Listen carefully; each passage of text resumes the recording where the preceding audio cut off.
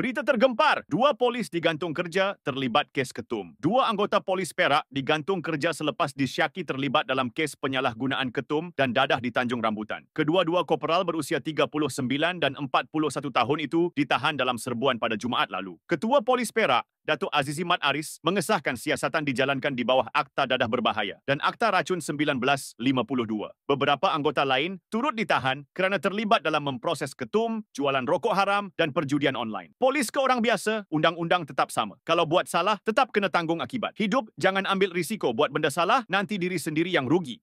Berita tergempar, 3 polis ditahan positif dadah di pusat hiburan. 3 anggota polis dari IPD Kajang yang ditahan di pusat hiburan di Taman Duta Mas, Ceras, didapati positif dadah. Mereka berusia antara 37 hingga 57 tahun dan telah ditukarkan serta-merta ke Jabatan Pengurusan IPK Selangor sementara siasatan dijalankan. Ketua Polis Selangor, Datuk Hussein Omar Khan, mengesahkan penahanan ini selepas serbuan oleh Jabatan Siasatan Jenayah Narkotik IPK Selangor. Selain tindakan di bawah Seksyen 15-1 Akta Dadah Berbahaya 1952, siasatan tata tertib dalaman juga sedang dijalankan.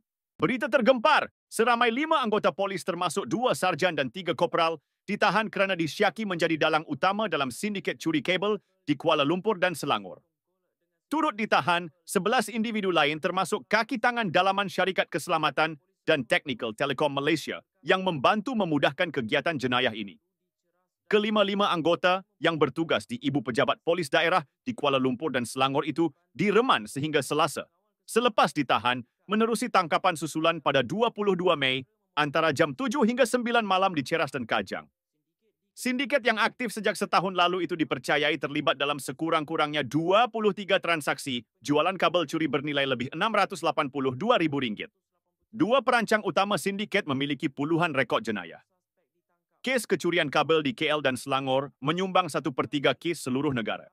Berita tergempar, polis didakwa curi enjin RXZ mengaku tidak bersalah di Mahkamah Kemaman. Seorang anggota polis, Korporal Fariz Zahim Farizan, 32, dari Balai Polis Cukai, mengaku tidak bersalah di Mahkamah Session Kemaman atas tuduhan mencuri enjin motosikal Yamaha RXZ. Insiden ini berlaku pada 20 Julai lalu di kawasan Pejabat Pegawai Penyiasat Trafik, IPD Kemaman, antara jam 12.45 hingga 1.15 pagi. Tertuduh didakwa di bawah Seksyen 379A-1 Kanun Keseksaan dan jika disabitkan kesalahan, berdepan hukuman penjara maksimum 7 tahun serta denda. Hakim menetapkan jaminan sebanyak RM800 dan sebutan semula kes pada 27 November depan. Berita tergempar, polis siasat dakwaan anggota ugut warga asing. Polis Petaling Jaya digemparkan dengan siasatan dalaman susulan video tular yang mendakwa 2 anggotanya memeras ugut warga asing. Video itu yang muncul di Telegram edisi siasat menunjukkan 2 anggota polis dalam situasi mencurigakan bersama 2 lelaki asing di Sungai Wei. Ketua Polis Daerah Petaling Jaya, Assistant Commissioner Syahrul Nizam Jaafar, mengesahkan siasatan sedang dijalankan dan menegaskan bahawa tiada anggota akan dilindungi jika terbukti terlibat dalam salah laku atau jenayah. Insiden ini mengejutkan ramai dan mencetuskan persoalan tentang integriti pasukan polis. Bila kuasa disalahguna, kepercayaan rakyat boleh hilang sekelip mata. Jangan biarkan sikap tamak dan salah laku merosakkan nama baik pasukan. Berita tergempar, 1,760 kes salah laku polis dibongkar.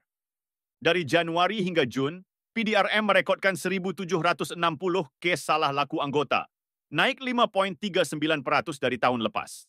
Ketua Polis Negara, Tan Sri Razarudin Hussain menegaskan ini bukti ketegasan PDRM dalam menangani pelanggaran etika. Pemantauan ketat dan kawalan disiplin diperkuat untuk membendung masalah ini. Beliau juga tekankan bahawa penguatkuasaan arahan Ketua Polis Negara berkaitan peraturan 3C masih perlu lebih tegas. Dengan tren salah laku yang meningkat, total enforcement mesti dikuatkuasakan lebih berkesan. Beliau turut memuji Jabatan Integriti dan Pematuhan Standard, JIPS, yang berjaya mengukuhkan integriti dalam pasukan. Ingat, kita kena percaya pada pihak berkuasa. Biar mereka buat kerja, kita support dan jangan hilang kepercayaan. Berita tergempar, Jabatan Integriti dan Pematuhan Standard Bukit Aman sedang meneruskan siasatan tata tertib terhadap seorang anggota polis yang didakwa mengajak seorang wanita mendaftar masuk ke bilik hotel, seperti dalam video tular baru-baru ini. Pengarah JIPS, Datuk Seri Azri Ahmad memaklumkan siasatan belum ditutup dan tertumpu kepada kemungkinan pelanggaran prosedur operasi standard. Sebelum ini, selebriti Caprice dilihat menjadi orang tengah dalam menyelesaikan isu tersebut dengan anggota polis itu tampil memohon maaf kepada wanita terbabit dan keluarganya. Siasatan jenayah juga sedang berjalan di bawah Seksyen 509 Kanun Keseksaan dan Seksyen 233 Akta Komunikasi dan Multimedia. Anggota terbabit telah dikeluarkan daripada penugasan sedia ada